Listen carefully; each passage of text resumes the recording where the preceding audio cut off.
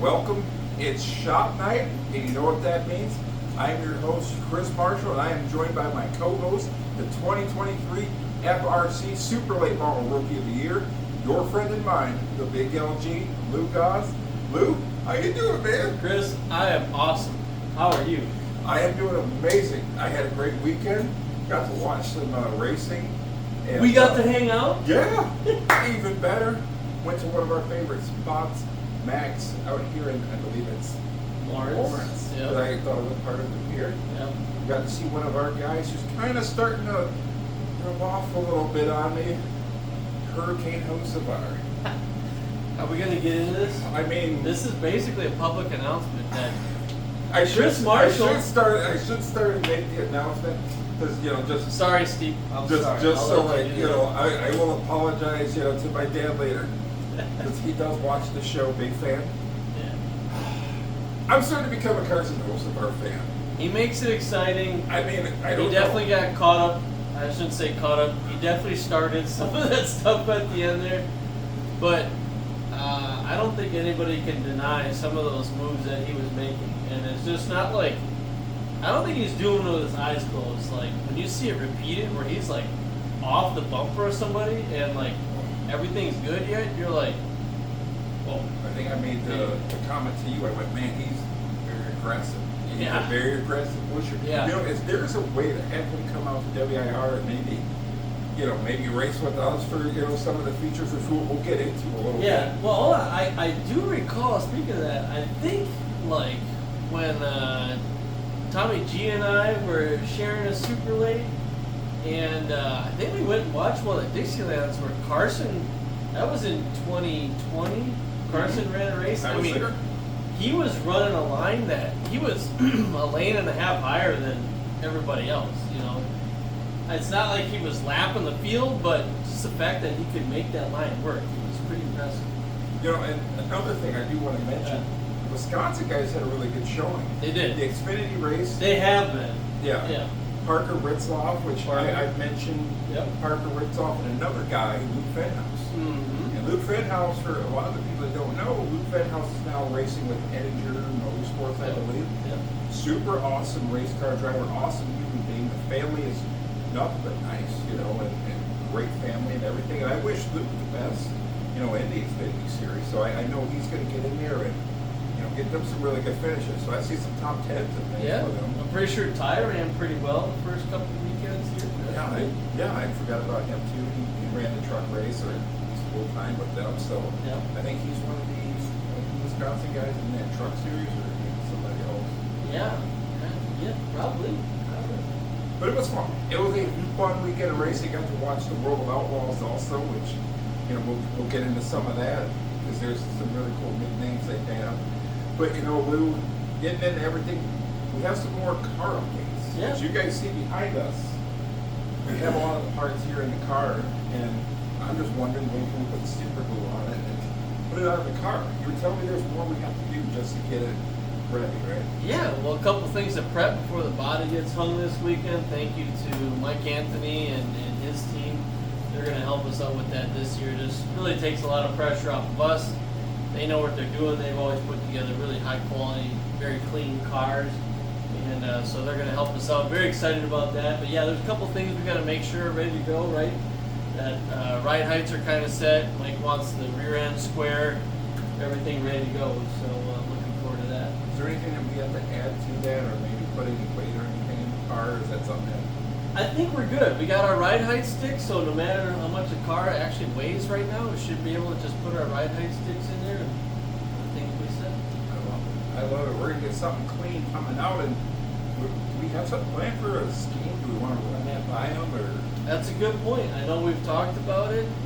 Nothing is planned just yet. We got to get with our guys at Victory. They've helped us out a bunch over the last few years, of course, quite a few years now, and really just looking forward to that. So we're going to get some ideas from them. Yeah, I got a few ideas, but I think I'm going to wait to hear what comes back from Victory. Yeah. Lou, we had an FRRC meeting tonight at the Colonial House, and always my favorite time of the year to go down there, or favorite time of the month to go down there every 3 weeks. The the first Monday on the third week, or you know, maybe you'll explain that, or Got the it. third Monday of the month or First whatever. week. Yeah, Got it. right. All right. Something like that. I'm sure somebody will correct me, but there's a lot of, it's very important. Yeah. We go over the rules and things like that for all the different classes. We get to vote on stuff, you know. Yeah. And it's always a lot of fun seeing a lot of the guys that go out there to, you know, vote on stuff. Sometimes to put stuff in motion. I'm learning different things. And Lou, I know there's been some talk about some of the stuff on the super late model side. Yeah. So there's been talk about maybe bringing down the laps, Yep. 35 to 30, but the red, white, and blue will still stay the same. How important is that Yeah. for you to bring it down from 35 to 30? Well, you know, a big part of it, there's two things, right? One is time, to make sure that races are done at a decent time, right? That's good for the crowd. That allows fans a little bit extra time to come down in the pits, which is huge, right?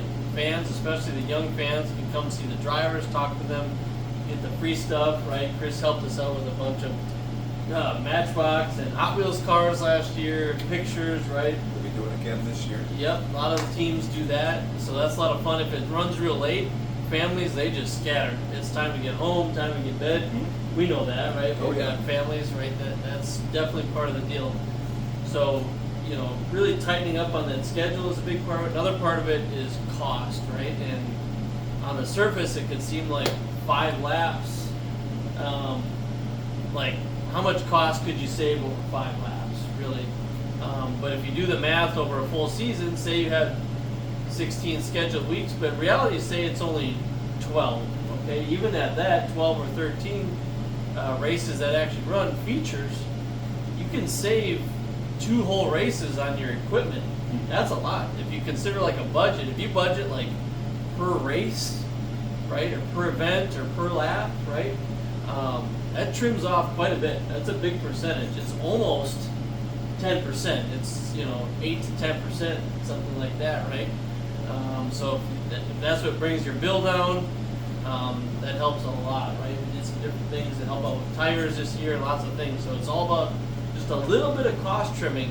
And if anybody decides to, like, you know, look back at how races were back in the day type of thing, if anybody follows any of like the, I think one of the Facebook pages is called like WIR Memories or something. Yeah. I follow it, and you look at a feature event in the mid 80s or maybe even into the 90s, 20 laps, 25 laps for a weekly feature, right?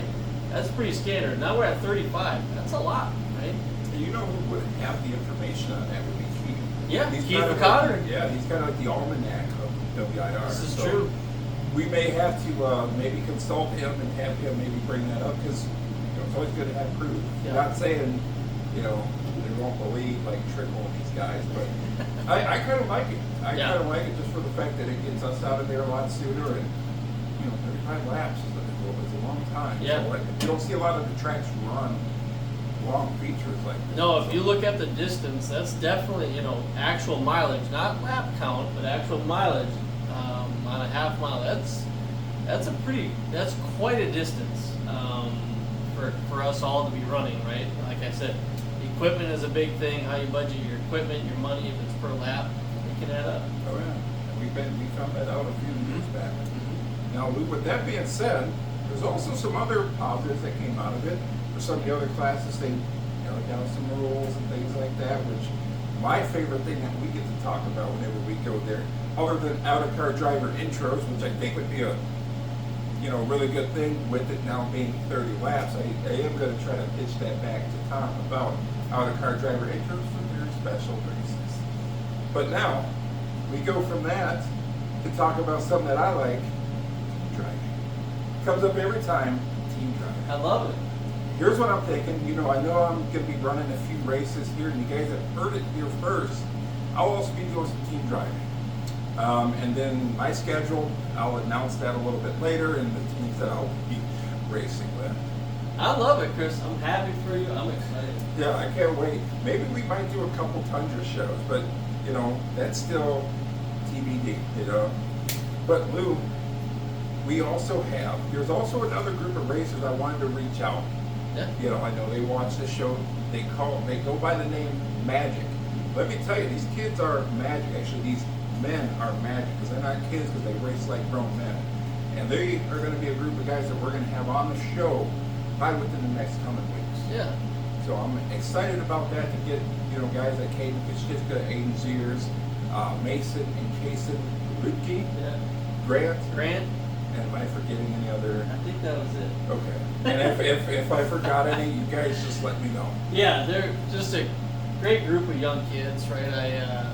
I get so impressed with young people, right? Not that Chris and I are old by any means, but just speaking for myself, I look back at what young people can do with great guidance and opportunity and focus and all of the tangibles and intangibles that go along with that stuff. Just a great group of kids, especially in the racing world. And yeah, we've got to know them, all of them, quite well over the last year or two.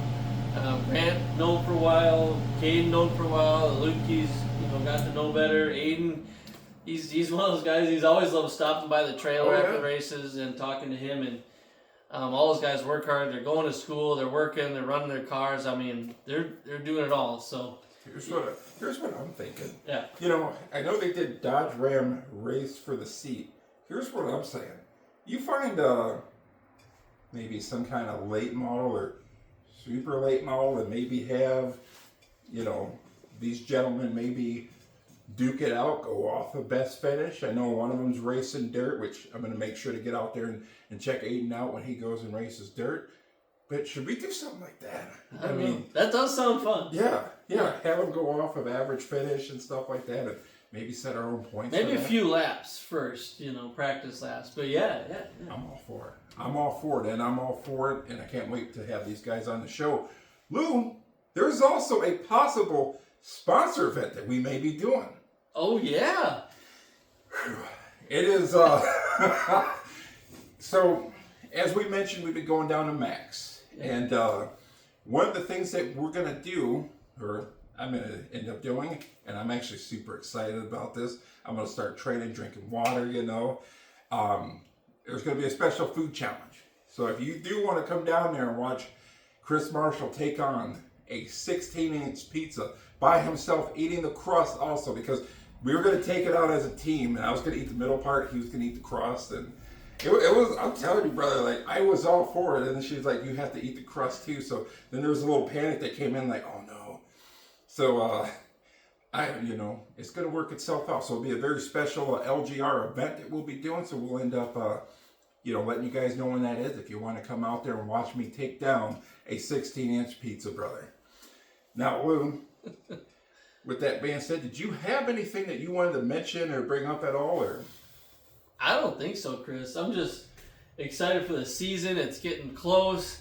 We've had a couple warm days lately. Not today. Yeah. Today's cold. We definitely got the heat cranked up in the shop today. But just fun. Always fun to go to the club meetings and hang out afterwards, even though it kind of cuts into our shop time a little bit. But we've managed to work that out some, and looking forward to it. I enjoy seeing all the people there at the club meeting. I'm actually trying to get the club pushed over to MAGCK, so then we get to eat nachos during it.